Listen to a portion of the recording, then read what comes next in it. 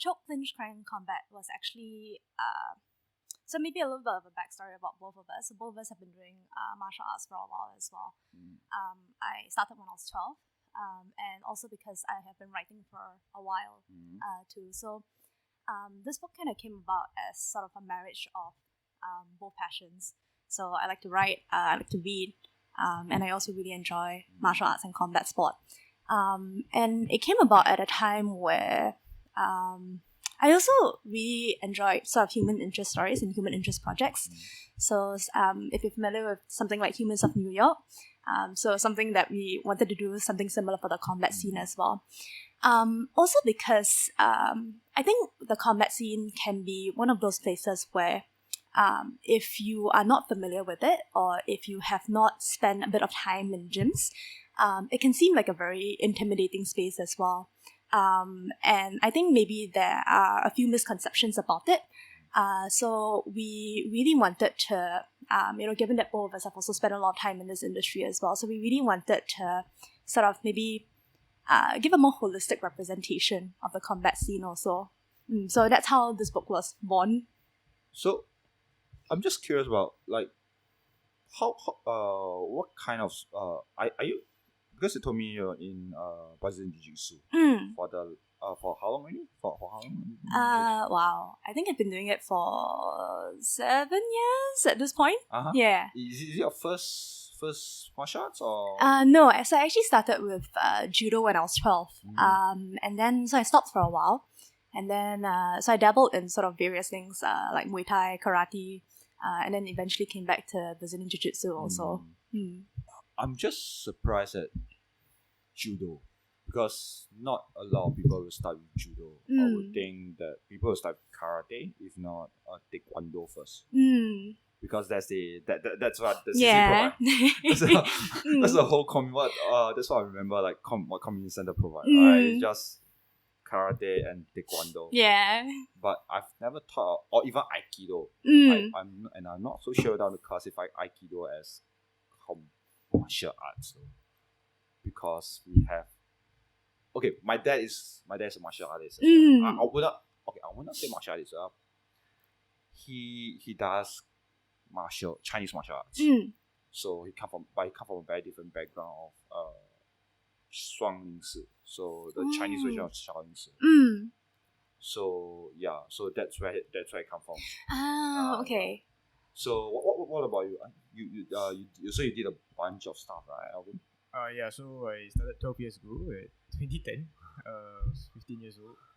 I did jiu-jitsu first, and then started competing pretty often. Won a bunch of medals, then switched to MMA because I was wondering whether this jiu-jitsu shit works. So went to MMA, fought 5 times. So 1 kickboxing fight, 4 MMA fights. Got injured, then decided to write. So yeah, that's my whole story basically. But okay, so here's this thing. Both of you ended up with Brazilian Jiu-Jitsu, right? And both of you have done striking as well. I've not done grappling before. There's this one question that we all want an answer for. So if we got into a fight, which one is better? Or which one should we learn first? Or which one is the thing? You should do both. You should do both. It's like holistic. Yeah.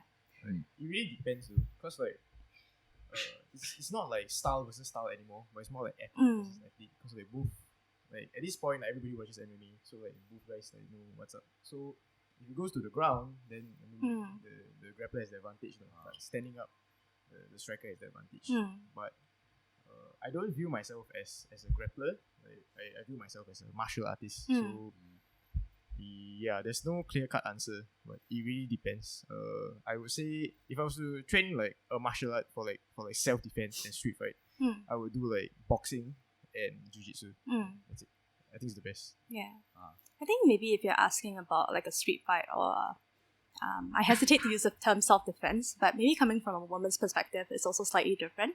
Like you, for me, I feel as a woman, you are very rarely going to get involved in a street brawl. Like, I'm not going to win hand-to-hand combat.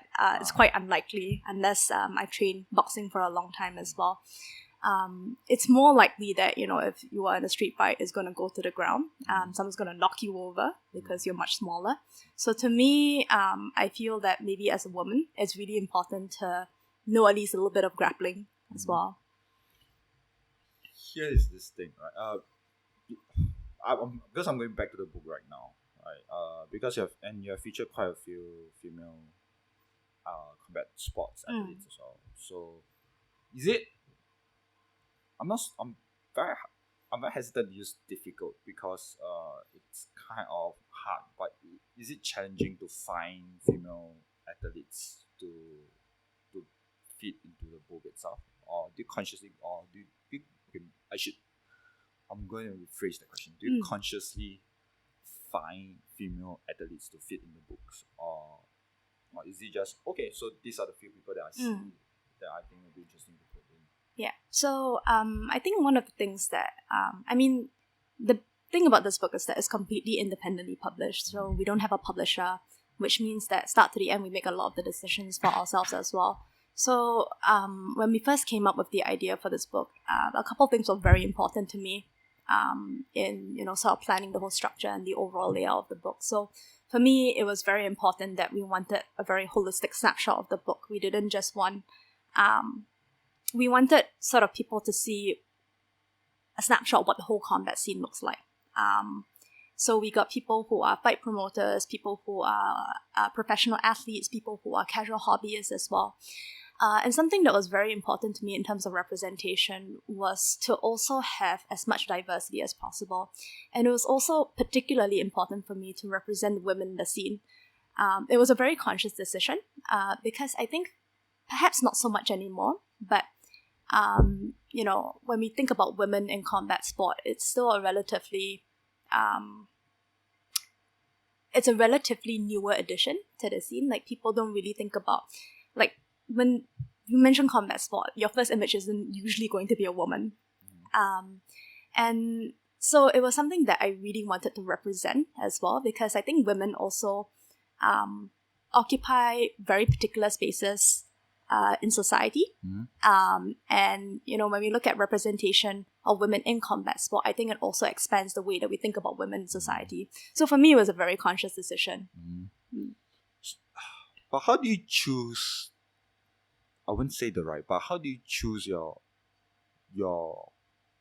people you want to feature in the book as a whole? Like, so do you, because combat sports, because I would like to say I'm still very new to combat sports. Although knowing, it seems like if I know one person, I can pretty much know like a huge chunk of the play, the chunk of the whole combat scene, right?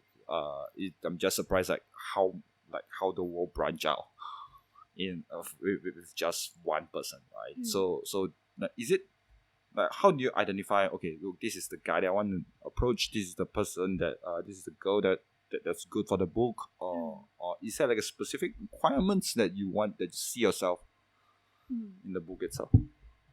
So we made a list, right? So we sat down at what was this, lowercase? So we made a list. So we knew we needed 25 people, 25 or 24.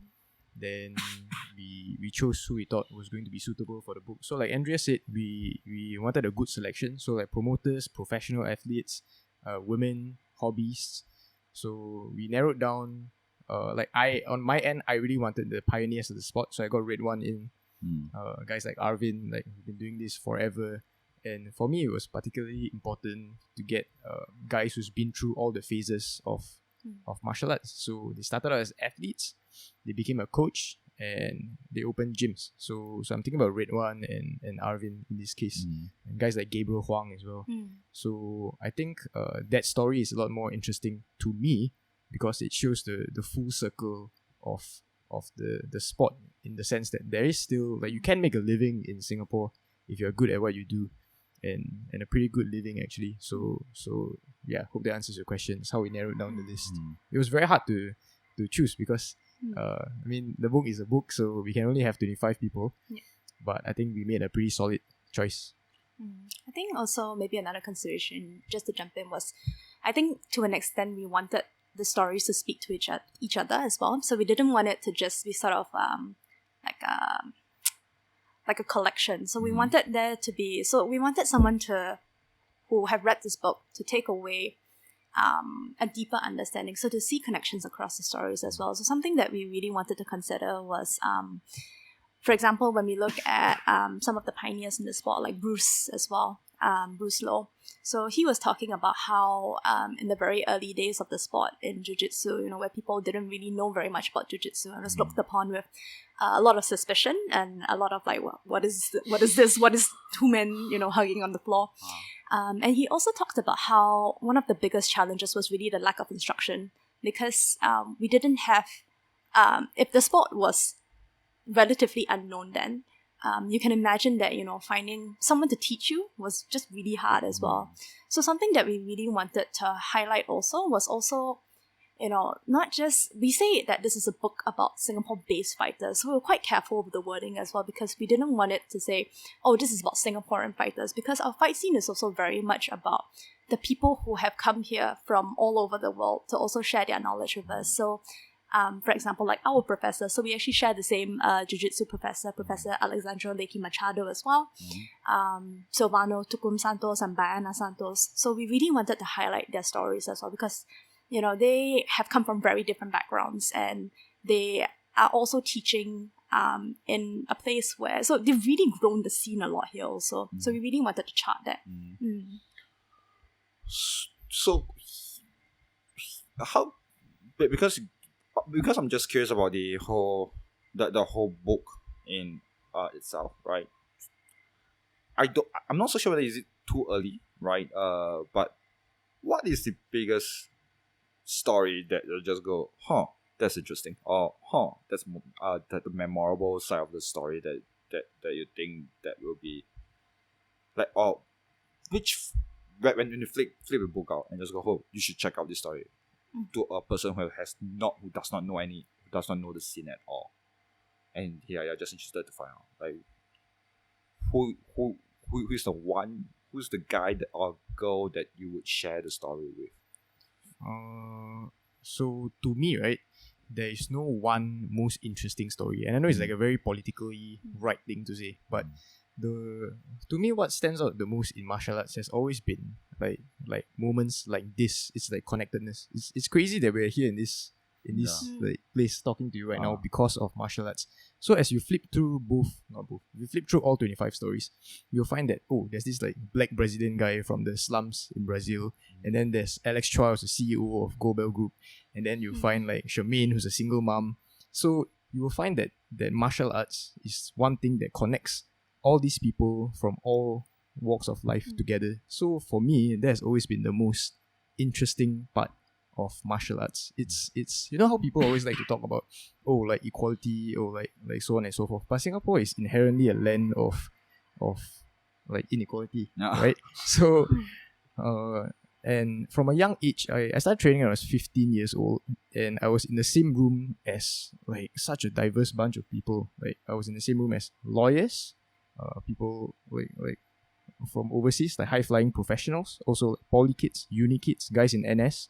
Right, so that has always been the thing that stuck with me doing martial arts, and it really is a glue that binds everybody together. I'm sure like if you when you box in Spartans, it's like you get to spar with like people who you will never meet any other place. It's pretty wild, right? So yeah, I think that's one of like the key things or the key aims of this book also. So the biggest challenge is actually something that we're still trying to overcome. So people look at this book and sort of think like, but I don't do martial arts, or I don't like combat sports, so this book is not for me. But it's not about that. So it's really about, at the heart of it all, it's about the human story behind it.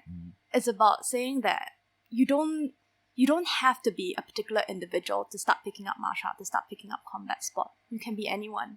And I think that's why it's really hard for us to pick out any one story in this book also, because we hope that, they can be read as a whole. We hope that they can be read as a tapestry of experiences also. I think it's also because outsider looking in, right? I've never got into boxing until the age of 30. I was being kept out of I was being kept out of martial arts. I know it sounds ironic when I say my dad is from like, but he comes from a place where martial arts, or at least the Chinese martial arts, is associated with a lot like gangs, Triads. yeah, and triads, right? And and while the westernized combat boxing wise will be often associated with the colonizers and stuff like that in the it's a very long time ago. My dad is like 1960s, 1970s. So coming from there, right? So I think he purposely kept me out from the martial arts thing. So I was not involved until like I said, I was not involved until 2 years ago. I've always known that boxing has been around. I remember like when I was young, pro wrestling, I couldn't even watch pro wrestling at all. so it's kind of like the whole generation. yeah. So it's just so weird. Like now stepping into boxing, just this is such a weird thing for me, in the sense that I'm doing this right now. Like I can start to do this, and I'm 30 years old, right? Like it's and you get to see like younger kids coming around, and I'm like, wow, man. I still remember. I don't know. I still remember this like 4-year-old, 5-year-old child, young girl, coming in excitedly with doing PT with Hafiz, and with her mother just following behind. Like that's just it. My mind doesn't click. It's very it's like this incongruent gear in my head that just doesn't feel like, wait, the whole martial arts scene has changed so much. Yeah, and that's the magical thing as well, because as we were saying at the start, like when we were growing up, the options were taekwondo, aikido, karate. That's it, right? Like, but now you have combat sport classes specifically for kids, and that's amazing. Like, yeah, it's like I'm about to. I know Hafiz also, so I'm about to like leave a bit early because I have to teach a bunch of PTs, and it's crazy. Like 10 years ago, when I first walked into a gym, like this book would have been impossible, like literally impossible, because like every single gym was so separated. Like you get the guys from like Evolve, and then they're like, oh, we don't like the guys from 5G, and like you get the guys from our gym, and like it was really very much so like this. And there are no kids in the gym, and very little girls. I remember helping to run a couple of jiu-jitsu events, and like boxing events as well. You will find like 50 guy fights, and like you'll be lucky to get 2 ladies matches. But now you get like kids, you get women, and it's incredible. And this book is really a sign of how far martial arts in Singapore has went, and I think in the next 10 years it's going to go even higher. Now there's gyms like everywhere in Singapore, which is like 40 plus kilometers wide. There's like 40 gyms. It's insane. Yeah, and I think we're also at a very interesting juncture as well, which is why we really wanted to do this book, because we think that it's an interesting point where like you walk down the street and there are likely 2 to 3 gyms as well, 2 to 3 combat gyms. There are competitions every other month, and this was just unimaginable 10-15 years ago as well. So we also really wanted this book to sort of capture that, that's why it's really important for us to chart what it was like before as well, with the pioneers of the industry, and to also look at the next generation who came after that. People who benefited from the influx of instructors, people who benefited from martial arts and combat sport being talked about a little bit more as well. I don't know. Because I came in just before where martial arts, where boxing just suddenly took off. It's just at the sweet spot where everyone just like, oh, let's go to the boxing gym, right? Like I remember like the month before the month before the whole thing, I remember like when I searched for boxing gym, there's only like 5 gyms. That's Aries. That's my very first gym. So Aries, you have Cardia, then you have Evolve, then you have 2 more. I think Juggernaut came up as well, and there's one more. Legends. No, that's before Legends. Is it or maybe Legends hasn't come out as of yet. Because I only found out Legends after I joined Spartans. So I do not know why, but I think the internet search wasn't that accurate. Yeah, I guess so. But yeah, but that was my first field. I only know Legends after I started 3 months or 6 months into my boxing thing, right? So it's just like a weird. Then after that, when I joined, I think 3 months later after I joined boxing, right? It just suddenly I'm not so sure it's because I'm finally in the boxing gym, boxing scene, where I just see a huge influx of like boxing gyms just opening up one after another. Yeah. I'm like, oh my gosh, like, is everyone just doing boxing right now? Like did I bring in a whole gang of people? I've not contacted anyone. I've not touched the phone at all for this, right? So it's just like a weird thing where everyone just started doing boxing. I think it's because of just after COVID, I think. So it's just like, whoa, okay, that's interesting. I'm not so sure that is it the same with Muay Thai or is it the same with Jiu-Jitsu as well? Is it your purview as well? Maybe not quite.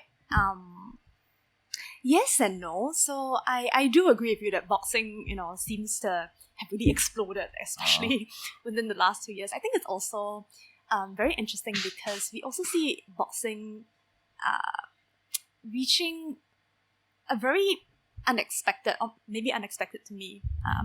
So places like Crew Box as well. You have your lunchtime crowd in the CBD going for like a lunchtime boxing class. That's just, to me, that was just unheard of. I could never have imagined that. And it's great. It's fantastic. With Jiu-Jitsu, I also think that when I first started, maybe because as a woman in the sport also, I'm very conscious about seeing other women in the sport. I get very, very excited when I see another girl walk into the class as well. And we have seen the number of women in the sport grow exponentially as well. So for example, when I first started 7 years ago, it's not that long, maybe. It's not that long ago, but it was very common for me to be the only girl in class for a long time. But within the last few years, you see more women coming and more women joining the sport, more women competing as well. Alvin also runs SGBJJO, so he would most definitely, Yeah, it's wild. I think to tie back to the book, I think it's social media, man. With like combat sports is cool. It's like it's cool to see. It's even cooler to train.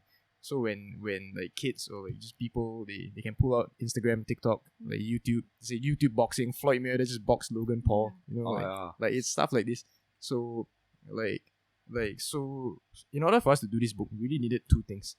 So same with being independently published. Like 10 years ago, like without Amazon or without social media channels, it would be impossible to publish a book like this. And unless you want to lose tons of money, but it's the same thing. So we're very lucky in the sense that both points just met. So it's the growth of martial arts and the growth of social media that allowed us to write this book. So we're very lucky in this sense. Is it because of YouTuber boxing as well? I'm very hesitant to step into that realm of or that can of worms that I'm not really want to know if I want to do that. The social media boxers, like they so that's the thing where people are hype again, where people are hype. Because I can see where it is going. I have my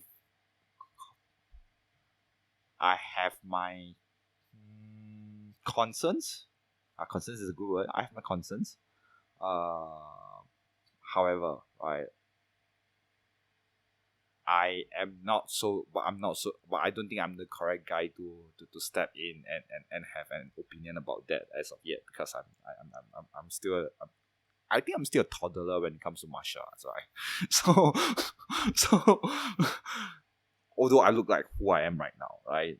So don't even, not so right now, right? It's just the whole idea of like, is it because social media walks or social media influencers are doing the combat sports, that's why it's propelling the way it is going right now, or has it been that popular? I think it's a platform, man, and everybody is entitled to their opinion. Like if it's educated, which we've been doing it for some time. I think in general, I mean, the purists obviously hate it. It's like, oh, like Jake Paul's a YouTuber, like YC boxing, but he's doing really well. And more than that, I think if you look at it as a whole, right, it's bringing the sport mainstream. So like let's say we were to do a second coffee table book, like we will do a second CCCC. It's even going to be bigger than the first in the next couple of years, because the reach that these people can take is tremendous, and we need people like this to grow the sport. So if we can interview Jake Paul and put him in the book, we're gonna interview Jake Paul and put him in the book. That's why we put like Faka Fast, who's a comedian. We put Glenn Ong, who's a radio DJ. We really wanted to show that martial arts can be inclusive, and it's not all just, which was true like 10 years ago, 12 years ago when I first stepped into the gym. It was all like tattooed like Chinese guys, and like there were chains in the gym, and like heavy bags on the floor. It was like something on a never back down. But now you get a whole range of options. You get the Evolve, like really really spanking nice places. You get Pineapple MMA that just opened up. So yeah, I believe that in order for martial arts to reach the mainstream level and truly be something that stars can be born, and to be in the same level as Joseph Schooling, and people can make a living from this, we really need to abolish the exclusionist mindset and be inclusive to everybody. Like, hey, Jake Paul wants to box. Like why the hell not? You know, like, it's fun. So this is what I believe. Yeah, 100% agree. I think honestly, sometimes the biggest barrier to not just starting martial arts, but starting anything new in general is like your preconception of it, is your image of it. And your image of it is formed by what you see in media. Your image of it is formed by what you see on television or movies. So I think it's also really important, no matter the platform and no matter how you do it, that people see what are the different ways that training can look like. What are the different ways that people, or who are the different people in combat sport? You don't necessarily have to come into the gym, with a six-pack and like you are 6 feet tall. You can be anyone. And I think that's really the thing that we really wanted to stress with this book, that it is for everyone. And because we also really believe in the things that combat sport really teaches you. It's not necessarily just about the skill. It's about a lot of people in the book has also mentioned that it is a tool for them to navigate life. It is a way of life. And while that sounds very sort of maybe a bit Zen-mystic, but it really is a way for a lot of people to maybe navigate through tough times in life as well. It is a way for people to work on their well-being. It is a way for people to really discover things about themselves that I feel is maybe very hard to learn outside of combat sport as well. Yeah, so I want to add on a bit to what Andrea said about martial arts being like a way of life, and it's really really good for your mental health, I have found. So Charmaine was saying when we interviewed her that Charmaine has depression, or I don't know, has or had. So she was saying like when COVID hit and she couldn't train at all, and she was like feeling really depressed. It's like, oh, like shit, I'm about to kill myself right now, because so much of who she was and who she was becoming is tied to martial arts. Like as you start training, like I'm sure you have a lot of friends from boxing now, and like you see them, it almost becomes like it's not about the sport anymore itself, but it's about like how much fun you're doing learning the sport and the people you hang out with, and after that you go makan and stuff like this. It's as corny as it sounds, it really becomes a way of life and how you view the world and the people you interact with, which is why like I tend to lean more inclusive in martial arts. I think the old school guys, they came from fighting, right? So they were fighters. But now it's a different generation where like everybody is involved in the sport, and I think it's one of the coolest things I've had the pleasure of seeing. I've started boxing. Right. I'm not. I don't think I don't think I have depression. But I do. But there are times where I just like, okay, I think I have a problem with my mental health. Right. Or at least I think I get it. I'm there. Right.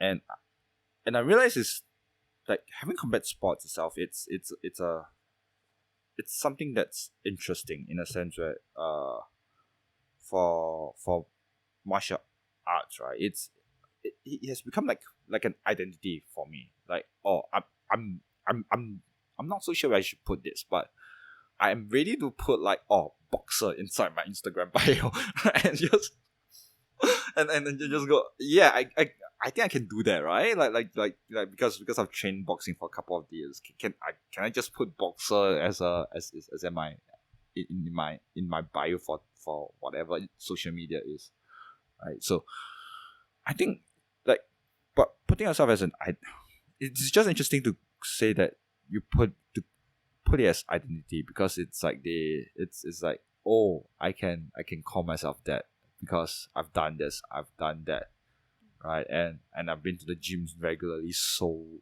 much that I don't go there except that my sick days, right? Like, yeah, and stuff like that. So it's kind of like interesting to go like, okay, because I've interviewed a few fighters on my own as well. So I've talked to Ridwan, I've talked to my former coaches, and I've talked to one of them is Daryl, the Oath Breaker. Which Daryl? Oh, he was fighting yesterday. Daryl Edmond? Yeah, he was fighting yesterday. Yeah, so he, and I think there's this one thing where we talk about, and Fash as well, and I think there's this one thing that strikes out is like, it's an identity, right? It's not something that you can put down that easily. It's not something that it's called. It's like a part of you where when someone say I want to retire, it's a thought process that go like, okay, what am I going to do next? Like it's I don't really know what's a good energy way to describe it, but I'm just thinking to myself, if I am 60 years old, will I still be missing doing the martial arts that I'm doing? So this is a very cool topic. So let me ramble on for a bit. So as what you said about martial arts being an identity, you're 100% right. And you for sure can put boxer in your Instagram bio, because who you are is what you do. So if you box like 5 days a week, you're a freaking boxer, right? So even if you don't have any fights, you're a boxer. I'm gonna put that in my Tinder bio as well. Just yeah, maybe the girl boxers as well. You know, hey, everybody's boxing now. What you said about retiring and losing the identity is something that's very close to me, which is why in the book I like, on my end, I focused a lot on the guys that have been there, done that. So like Red One, he was a very, very high level boxer. He was world champion, and now that he has retired and started his own gym and started coaching, so we talked a little bit about his thought process. And it's hard, man. It's hard to shift your identity from a fighter to a coach, or a fighter to a promoter. So I experienced that a little bit when I hurt my shoulder and I literally could not train. I could not fight anymore. So there was a period of time where you ask yourself like, oh, so who am I now? And what am I going to do? But obviously you still love the sport because you've given years of your life and this is what you like and you do well. So in Ridwan's case, for example, he actually threw away all his belts, except for one. So like in the interview, and I believe we put that in the book, he literally dumped his belts away as to symbolize like, oh, okay, so he's stepping away from the competitive athlete lifestyle to become a coach. And there is a transition shift where you feel depressed and you feel like you lost yourself. But once you get through that, you can still be very successful in your other phase of life. So Raywan's obviously he's heading he's heading Sabah now, I believe. He's the Singapore Amateur Boxing Association. So I believe like not to be corny, but to quote like Musashi, once you know the way to do a certain things, like you will know like how to do everything. So there's hope at the end of the tunnel, and there is a future even after you stop fighting. We try to highlight that as much as we can in the book. Yeah, I completely agree with you that, I think perhaps this also sometimes can be difficult for people to understand because, like, if you view combat sport as a hobby, I think maybe what is very unexpected for a lot of people is how much it then starts to define your life. And I think it's also because combat sport particularly demands a lot of the self.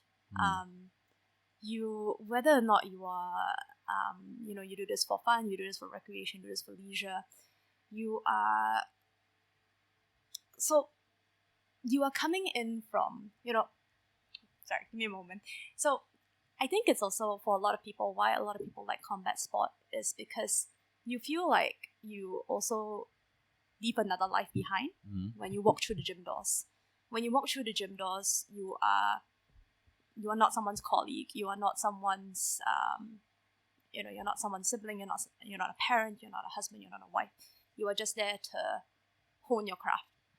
And I think because it's to an extent, I feel like it's a very it's a deep way of knowing yourself, and because of that, I think that's why it becomes a very strong a very strong part of someone's identity as well.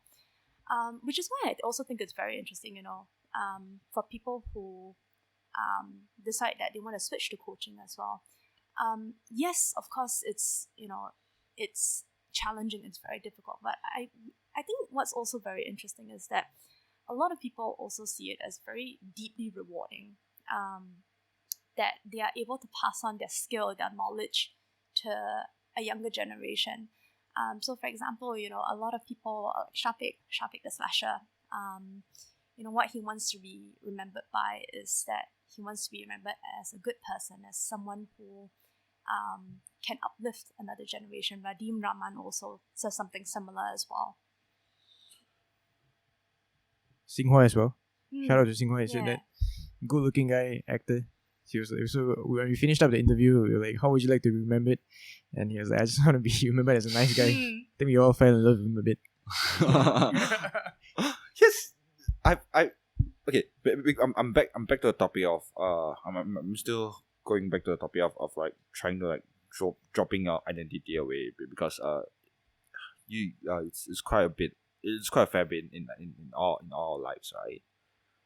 Because I've talked to, I don't know whether you know this guy, because he dropped his boxing life.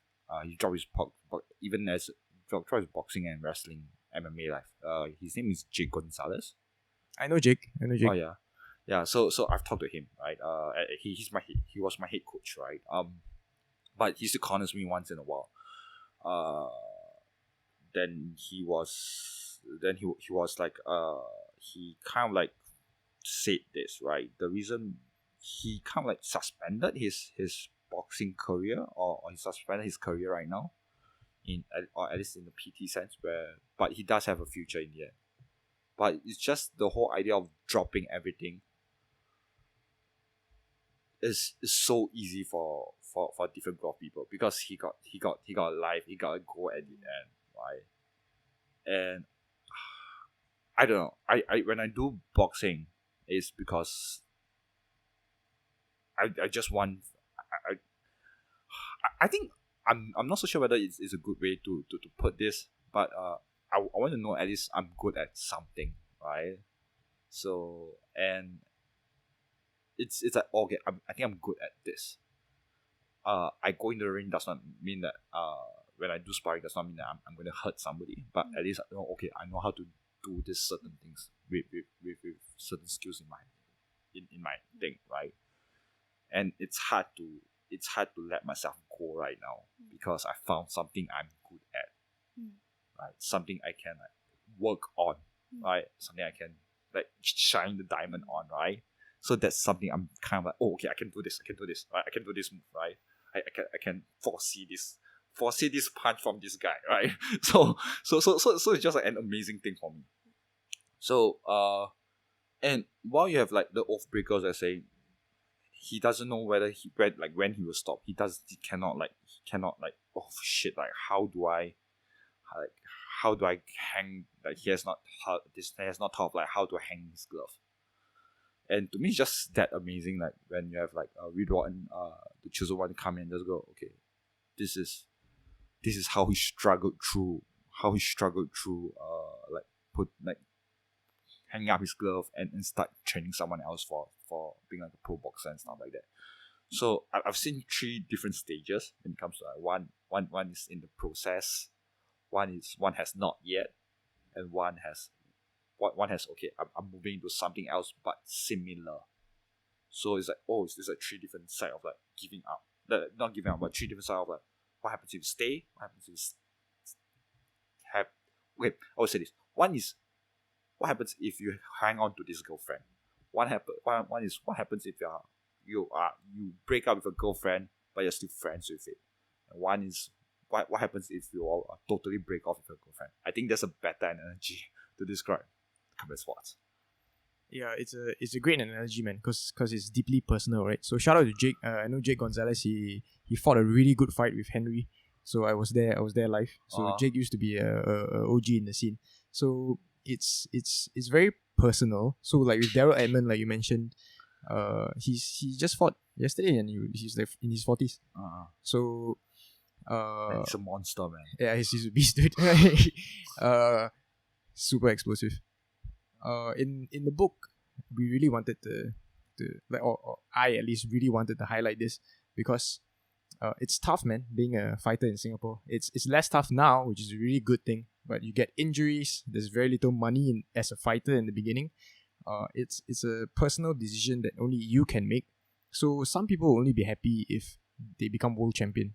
Some people will be happy winning an amateur belt. Some people will never be happy at all and will keep fighting well past into their 40s.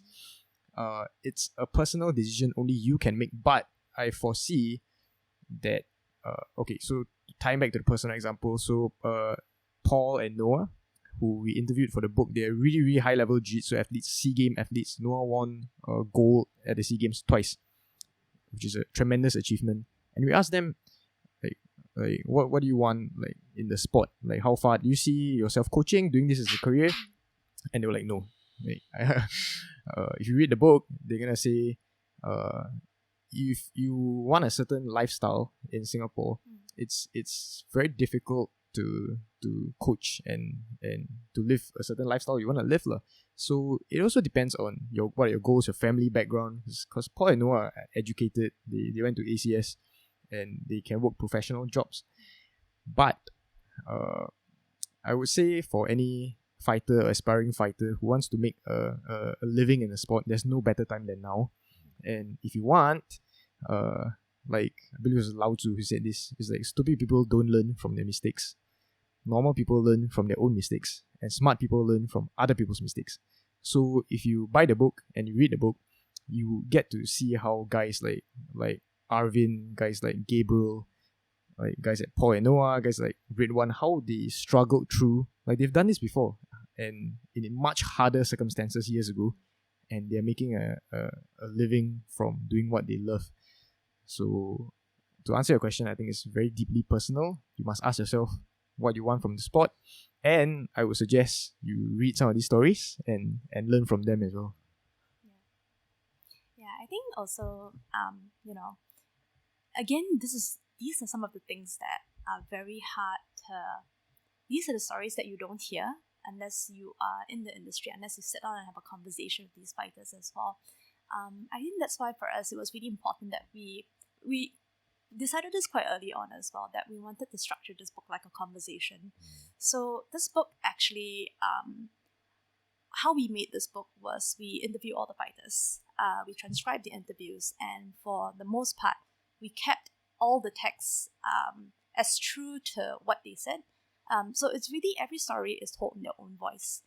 And we thought that, because again, combat sport is such a deeply personal thing. It's such an integral part of your identity. Which is why we felt that, if we were going to do something like this, something that has never been done before about the combat sport industry, we really wanted people to be able to tell their stories in their own voices as well. I'm gonna go back a little bit about both of you as an individual then, right? Because we've been talking about book, and I just want to know, right? Because you guys get into combat sports pretty young. You started with Brazilian Jiu-Jitsu. You started with Judo, right? Is there a reason why? Like is there like or how or what has attracted you to the sports you started with or the sports you do? Ladies first. So, it was quite interesting because so how I got into judo was so my first judo club, Island Judo Club, came down to my school, Katong Convent. So it was very interesting because it was an all-girls school. So we were all sitting in the hall, and I still remember this to today. We were all sitting in the hall. There was so they laid out the gym mats on the floor, and they were doing a demonstration. And it's just imagine an entire hall full of convent school girls, watching two men throw each other, and it was the most amazing thing I've ever seen. So I decided, this is what I want to do. So when I first joined judo, I had this sort of grand notion. I was like, I'm going to be the best because I'm the underdog. I'm like, small person, never mind, it's okay. So my first judo class really, checked my ego very quickly. And what, I think the first judo class I went for, I think I was thrown about 50 times. The next day, I still remember this. I remember waking up and I was like, my ribs hurt so much. Like, it hurts to breathe, like, 12-year-old me. But, it was something that was very, I think what a lot of people come back to is that idea that you want to push yourself. You want to push yourself to be better. You get thrown. It's fine. You come back. You're like, okay, how can I be the person doing the throwing? How can I do better? So it was really about that kept me and started me on my journey as well. Oh, my story's pretty lame, man. But I think you might resonate with this. So I was a huge fan of WWE growing up. Oh yeah. So I was watching guys like Bret Hart do the sharpshooter and like Shawn Michaels side kicking people in the face, and I was like, but I knew it was I knew it was staged. And then I stumbled across a YouTube video of Bas Rutten doing like submissions, doing heel hooks and rear naked chokes, and I'm like, wow, this shit is real. This is cool. I want to do this. So I just googled the nearest gym I could afford and went to that, which I think is very interesting because is it Juggernaut? No. I went to Fight G first, and then after that I went to Impact. So, shout out to Fight G and Impact for keeping their prices low for kids. So, so I think it's very interesting that if you ask people from all walks of life how they got into martial arts, they all tell you different stories. So this goes back to martial arts being I believe very inclusive, and for the book, tying back to what Andrea said, we wanted to make it so. For example, how somebody like you who's been boxing for about 3 years, you want a guide on how these people got into sport and how these people it's very interesting to without being in the scene, right? You will not be able to talk to all these people one to one, so we won't be able to have a conversation like this. Not everybody can do this, right? But you can get the book and read in their voices, which we tried very much to keep how they started their journey, what their thought process was. Then you feel less alone. You feel I struggled with this, so I also got injured. This guy punched me in the eye. But these guys who have already been there, done that at a high level, they've been through it too. So yeah, hope that answers the question. Because I'm just curious about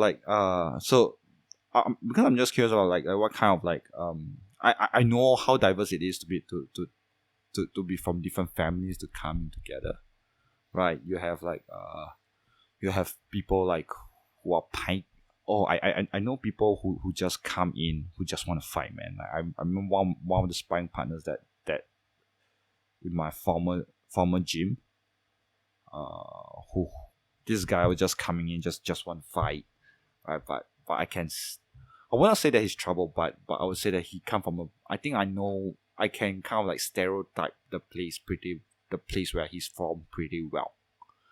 In a sense where I think he come from a slightly troubled kind of like family. But I can be wrong as well. Because I made a lot of stupid assumptions all the time, right? Let's just put it this way. Then I also know people who come from a perfect family, who come from very nice who come from a very loving family as well, right? And man, he's a fucking hard jabber, but still, but we still chat very very closely as well. So and you've come from people from the other side of the place as well, right? And you have just like, oh, everyone is doing something, everyone is doing crazy things to each other, and just all we have to do is just do our training. We get into the ring. We have unwritten set of we know certain set of rules that we are supposed to follow, and just hey, maybe we don't go too hard, and we just keep on having on. We don't go too hard. That kind of rules as well. So and just like, okay, we're done, and we get the fuck out, right? And everything is fine. If you get a hard cross on the face accidentally, it's fine, right? Just like you can move out from there, right? And it's just like amazing to see everyone just coming in together and just go, okay, good, we are doing this, we are doing that, yeah, we just want to get better, and somehow goes back into life, is in a way that I just don't understand perfectly well, but it just makes sense perfectly. I know I'm speaking sporadically all over the place right now, right? But I hope it makes sense, right? So it's just like, okay, look, because when you train combat, when I train for combat sports, it's just train. You can interrupt me if you want to, but this is just my take, right? If we are train for combat sports, I think very superficially I'm training there for losing weight. Or when I first get in, I try to lose. I'm doing boxing just to lose. You look fit right now, man. It's working. Thank you. Thank you. But along the way, you just go, okay, so next level is sparring. Next level is boxing match. Is this like the next level is like out of the gym, inter-gym sparring. So you have like between SBL, like between boxing Spartans, we have our own boxing our own boxing league, right? Then you have then after I've joined one legend sparring. That's interesting as well. And I'm looking at, do I want to get my one sanctioned fight at after the age of 30, man? Yeah, you should, dude. Look at there, I mean. Dude. So I think what you said was very interesting. There's this quote on jiu-jitsu that this Brazilian guy said it. It's anger made me start jiu-jitsu, but love made me stay. So you get guys from like that angry kid, and we see these guys all the time.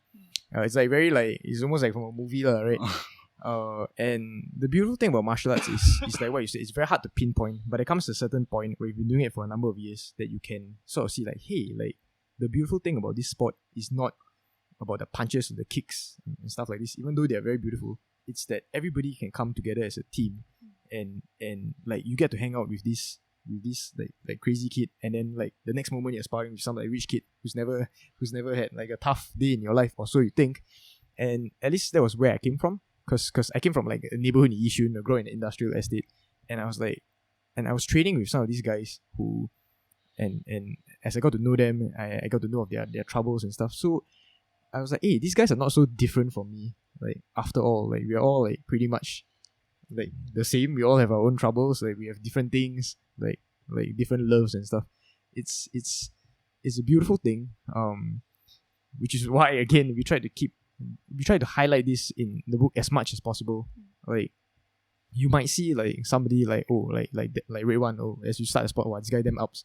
But then as you read the book, you get to know, oh shit, like Red One started doing the sport. He was working as a hawker assistant as he started doing the sport, and he was He was a hearing. janitor as well. Yeah, dude. Right, you get to see these guys, and that's how he got into the sport. Like he was working, and he heard like his colleagues talking about boxing, and they were like, "Oh, sounds cool. I want them to talk about me the same way they talk about these guys." So that's how he started the sport. And then on the other side, you get to hear how like Alex Chua, he's the CEO of Global Financial Group. So how he started the sport, he just wanted to get fit and try something, right?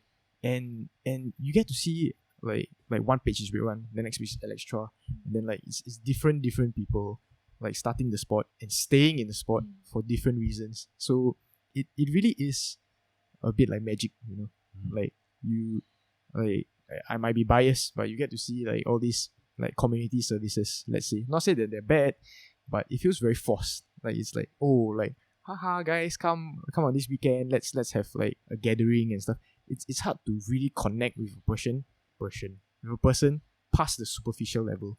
But when somebody's punching you in the face and like you see them every day and you like body shotting them, you get to know them at a very deep level. And right? Correct. It's something very unique about martial arts. And I'm sure there's a moment like halfway through sparring the guy, then you make like eye contact with him, and you're like right? I think I know. My body shot hit you when you smile like that. Yeah, I think we know. It's like when you spar with somebody, it's like having a conversation or playing a game that only you know the words of. It's very very intricate, very very cool. And so martial arts is not just for like jacked fit people. It's for people from all walks of life. We really tried to highlight this in our book. Yeah. I think, circling back to what you were saying earlier as well, I agree, people, I think one of the reasons why, we're so close as a community and why it's really the community that keeps a lot of people going, right? Nothing forges better friendships than having someone's sweat drip in your face. But it's really about, I think martial arts makes this more apparent than any other hobby or any other career, that people may come from very diverse backgrounds. You have no idea what sort of day someone has come from. You have no idea what sort of background someone has come from. But on the mats, it's the great equalizer, and everybody is there to hone their craft, but also to help each other hone their craft. And for me personally, it's something that I've never seen anywhere else. That something that I like to think about in jiu-jitsu is that like in jiu-jitsu communities, friendship is really about giving someone your time to try and show them how to do something, or giving someone your time to drill a technique with someone, and at its purest form, it's about giving someone your time, training with someone to be a better version of yourself. And that's something that has come across in all the stories in the book as well, where people, for example, Charmaine was talking about how when she first started, so she had to leave jiu-jitsu shortly after because she got pregnant. But what helped her come back and what really brought her back to the community was her friends, the community. People very welcoming. People. Sometimes when you begin a martial art, it can be intimidating, but I think it's also the community that everybody understands how intimidating it can be, and it's really the community reaching out to people to say like, hey, let's partner today. I'll show you this, or let's go for dinner after as well. And with that delightful gem, ladies and gentlemen, I gotta bounce. Yo, thank you so much for having me, Gary. I really appreciate it. Please continue the podcast. It's an amazing riff. I really enjoyed this. I gotta bounce to further the education of young people in combat sports. So please continue without me. I love you guys. Thank you. There's this guy in my gym. I'm not so sure whether he's still training anymore. I don't because I've changed gym and he has kind of stopped as well. But he's talented as fuck. From the last time I remember talking to him. So what happens is he he is those guys where everyone just go, oh, like he's great, like his footwork is crazy, and we kind of like kept in touch, right? We kind of like, hey, and ask him like how is he going. I remember like there's this one time where we were just sparring for it's the one of the fight team. We were like sparring. After a few rounds in, he started breaking down. He started crying. And then like, hey, did I go too hard? Like you could have told me when I go too hard or something. And then along the way, just found out that he's having a lot of relationship issues as well. After a while later, I have to bring him out, and we started talking like how to identify whether that relationship is a healthy relationship, and how and it's just a conversation that I never expect to happen at a gym, because before I go to a boxing gym or before I go to a martial arts gym, right, I went to a regular gym, and regular gym I don't make friends. And now I'm having a conversation with a 15-year-old boy about this. So it's just, hey, what's wrong? Like what's like why did it happen like that? And I feel like that's a conversation that I think that happens a lot of times, and at least from the Instagram posts that I've seen on clinch choke clinch combat. I hope I pronounced it correctly. Alright, so it keeps appearing up a lot of times, right? So where people are dealing with their emotional issues as well, and then coming out and working out, and while working and do work with what they have at the back of their head as well, right? And trying to find out like what's wrong and stuff like that, right? Yeah, so I think it's also very interesting because, when we think about martial arts and, mental well-being as well. So, I like to think of it as that a lot of people are working through something when they're working out at the gym as well. But it's also, and to me, I feel like perhaps this is also something that's quite unique about combat sport and something that has come up repeatedly. People talk about how, so people have, with this respect, people have sort of different relationships to martial arts. So, for some, martial arts becomes a form of temporary escape, from whatever it is that you're going through in life. And personally for me, that's also very cathartic. That no matter what other shit is going on in life, when you walk into the gym, that becomes a space that's just for you. It's about you and your friends, and you are all trying to get better at something that you love as well. And so for a lot of people, that's very cathartic. And of course, for a lot of people come into martial arts from very different backgrounds. So, for example, a lot of people talk about how they step into martial arts because they were bullied as well, bullied as kids. And martial arts became a way, martial arts may have started out as a way of self-defense, as a way to fight back. So, for example, Shafiq the Slasher talks about this most poignantly in his story as well. He was very viciously attacked when he was a teenager. And, something that he really wanted to do was that he picked up, he started out with Muay Thai or boxing rather, because in his words, he didn't want to be an empty vessel. He wanted to be able to do something, touch wood, if and when something like this happens as well. So people come in for different reasons, and for that reason, people use martial arts to work through their own issues differently as well. I kind of want to go back to female combat sports athletes, because I don't think there's enough female athletes in general, because I don't think that there's enough spotlight on them. for whatever the reasons are. Because I think that at some level, I'm not saying. Here's this one thing, right? Is it hard to look for them in? Is it hard to look for them in, like, or is it hard to pinpoint? Not so sure whether I've phrased this correctly though, because I'm going to sound very bigoted. I'm going to sound very, I'm going to sound very bigoted because I've talked to, but I do not want to come out because my whole intention is not coming out that way. Because here's this thing, right? Where we're having. It's just interesting when people say that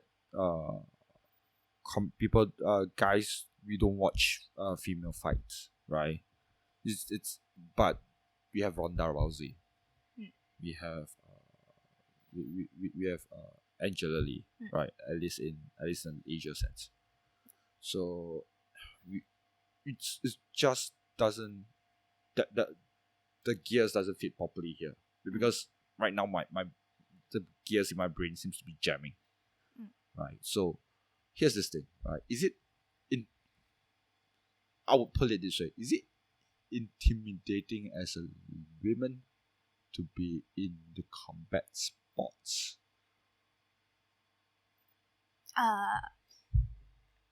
Personally, I don't think it is.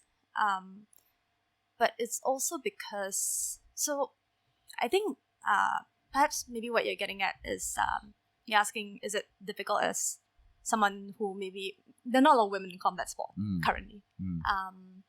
And, obviously you are going to be smaller than your gym mates. Oh, yeah. And is that intimidating? I don't think so, personally. And again, I would go back to the idea of in combat sport, it's really about, there's a very, very supportive community in combat sport. So something that, it's a very common question that I get a lot, like how do you deal with being smaller and physically weaker than your gym mates, like your teammates? Very likely that your training partner is going to be another guy. I don't think it's intimidating because of the type of community the combat sport industry is as well. So I think maybe what a very common misconception is, and why people ask this question, is because people tend to think about, combat sport is still very much associated with violence. It's a violent sport, it's a blood sport, right? Our government even enforced that shadow box in prison cells is even not allowed. Yeah. So there's this common, perception, which, true, combat sport can be violent. I think there's no running away from that.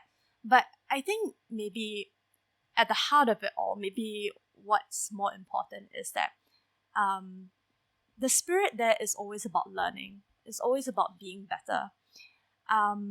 If you try and crush your smaller teammate, you're just going to look like a bully. Oh, yeah. Right? So, and there's no pleasure in all this, I don't know, if you want to be that person who, like, you derive satisfaction and victory from, crushing someone that's half your size, then by all means. But that says more about you than it does about anything else, right?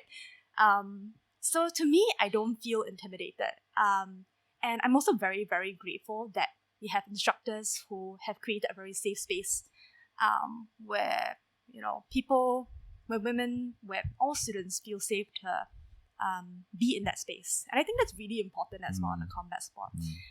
Something that that we are trying, as women in the sport also, is to get more women in the sport, because we are very aware that combat sport can seem intimidating, and sometimes the first step is, especially for women, even though I recognize all of this, there is this intimidation of stepping into what people think is traditionally a very male-dominated space, right? Where a lot of women do want to take up combat sport, sometimes for self-defense reasons, but also just out of curiosity as well. But it can be very intimidating to step into a space where not only you don't know anyone, but everybody's twice your size. Is it more prevalent in the grappling, or is it because I know that Muay Thai has been like very popular, or Muay Thai is the more popular combat sports out of all the combat sports. I'm not saying that like all girls go, but it's one of the more popular ones when it comes to striking combat sports, right? Is it do you find, is it similar to what's that, to grappling, or do you think that more, or at least more girls are going to Muay Thai? I think striking sports like Muay Thai, boxing tend to have a lower barrier to entry. So what I mean by this is that, so if I am a woman and I want to take up combat sport, it's a very big mental leap to say, I'm going to take up combat sport I am going to be okay with having very close physical contact with someone else who I've just met. And if I didn't grow up in that environment. So I think that's a bigger perhaps block that a lot of women struggle to get over as well. Also, the very common thing that we hear is that, aside from worries about a size difference, because, so while jiu-jitsu, typically, you rely a lot on technique, it ultimately strength plays a huge role, right? I think it's also because, I'm going to quote from a local actress. I'm not so sure whether you know this actress called Kelly Kimberly. So she said this, right? So she said this. She's trans, right? And she says that she ultimately want to do she does want to do like her one sanction fight as well. So she said this. As a trans woman, she would not want to fight a woman because she understands the whole bone density and the whole testosterone, because she gone through her puberty after her puberty. She gone through her transition after puberty, and she also understands that man doesn't want to fight her, because she looks like she has gone through her transition so much so that she becomes a woman. Her Instagram is like it's like a thirst trap. I call it thirst trap, right? So so right now is so it would be hard for her to find a fight. And coming out from this point of view, where guys, where I as a straight guy coming in as go, I think that's the reason why that I'm looking in, trying to understand like why is it difficult to find like female athletes, combat sports athletes as well. Sometimes it's not just size and strength, because I myself I have to fight people who are smaller than me.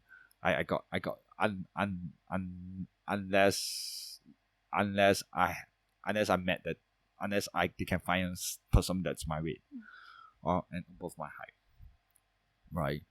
So but then again, if I don't think it's just a strength and size, right? Because if I see another person who's man, who is about my weight and height, right, who's doing the sports, I can at least, hey, do you want to spar?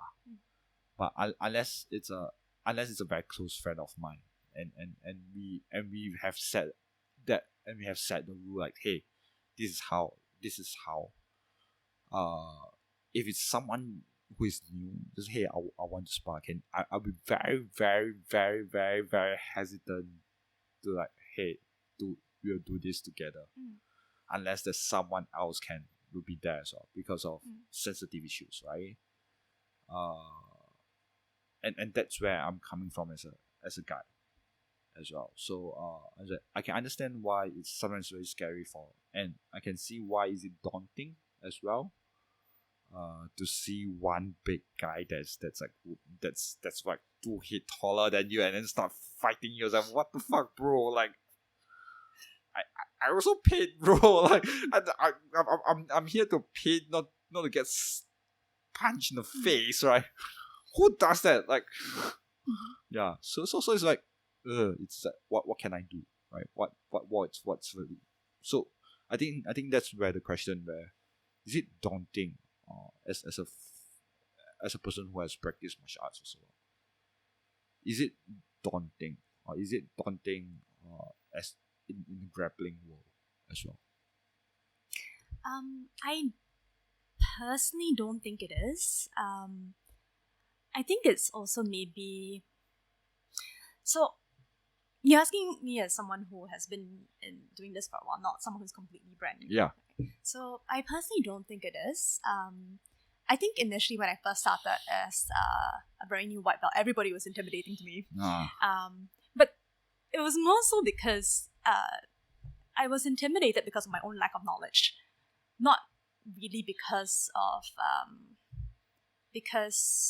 my training partner is a guy, or my training partner is, of course, if they're much, much bigger than me, then it's definitely something that I keep at the back of my mind, because, the truth is that sometimes as a smaller person, you are going to get accidentally injured, even if the other person didn't mean to. So for example, sometimes someone sits on your ankle by accident and that's it. So as a smaller person, that's just something that you have to contend with.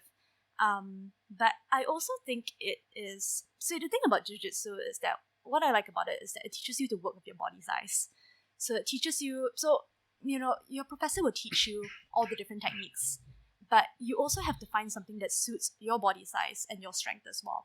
So for example, there are certain things that I physically cannot do because my legs are too short. I cannot reach certain things.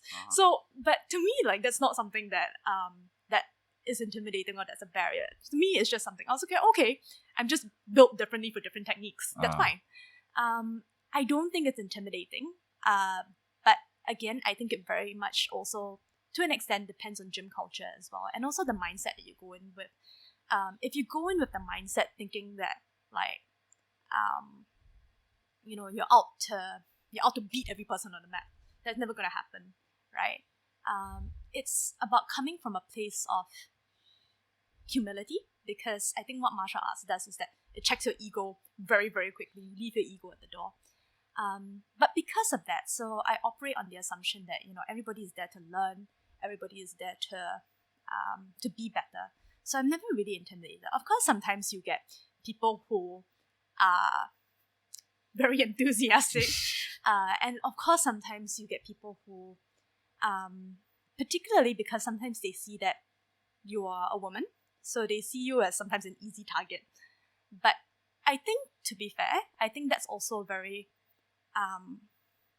character building in a way, because you also learn to be surprising.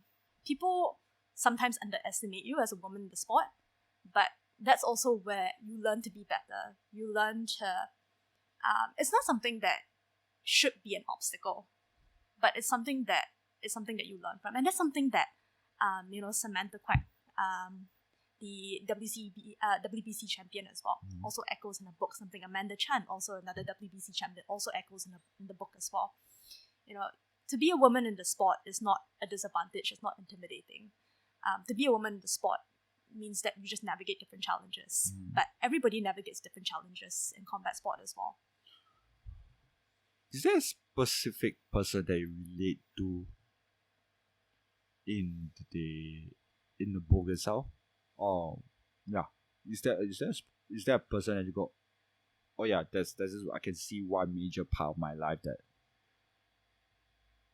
kind of like you latch on to a little bit more? I wouldn't say it's a specific person per se, because or is there like a specific story that you kind of latch on to a little bit more? I'm not saying in a sense where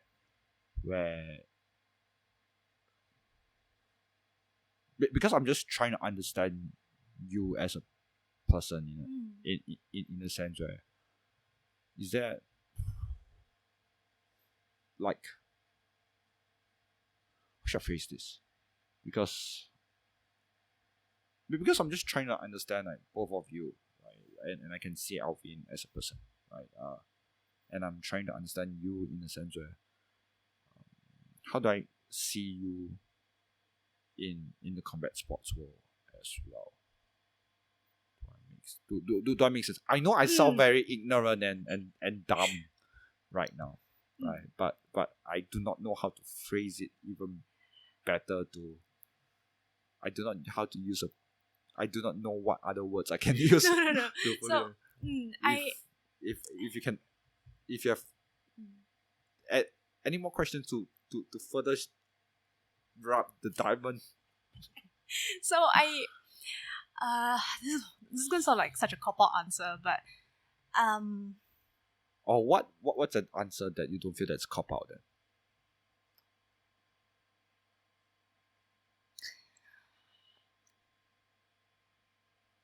So it's very hard for me to pick a story that I say. I'm not sure this is what you're getting at. That this is closest to my story. It's hard for me. It's honestly very hard for me to do that because I think with all 25 fighters, there's something that I resonate with every single one of them. For me personally, it's perhaps as someone who, is a woman and has also done this for a while, something that is particularly, or something that I was very particularly even more curious about, even more interested in, was the other women in the sport who do this professionally as well. I wouldn't say it's reflective of my own journey, but it's interesting for me because, we tend to see, so we follow, there are a lot of female grapplers who have risen up because of IBJJF, etc., etc. But it's nice to have someone, in Singapore who has charted a path for herself as well. So for me, that was particularly interesting as a woman who does the sport, because although I don't do this professionally, it is very nice to see what are the possibilities out there as well. So that particularly resonates with me. But I wouldn't say any particular story is reflective of me as a person because I think when we put these stories together, when we put this book together, it was very much a love letter to the combat community. So to me, I think that's perhaps more reflective of us. It is about the love and the passion that we have for the combat community that we really want to see better representation as well. Doing an independent publication was challenging. So to me, it is the idea of putting this book together that is perhaps maybe more reflective of my story. Thank you for doing this. Thank you so much for having us as well.